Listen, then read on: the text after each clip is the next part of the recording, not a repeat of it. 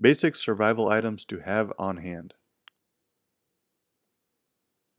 In this section, we will go over items everyone should have on hand at any given time.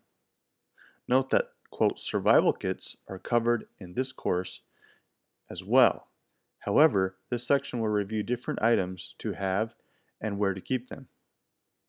Whether you are caught in a natural disaster, a boating accident, stuck in a desert, etc., the items covered here will help you survive.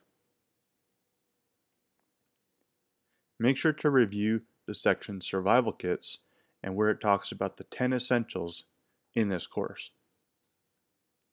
You never know when you could be caught in an emergency situation, and making it through that time will be much easier if you have some basic survival gear.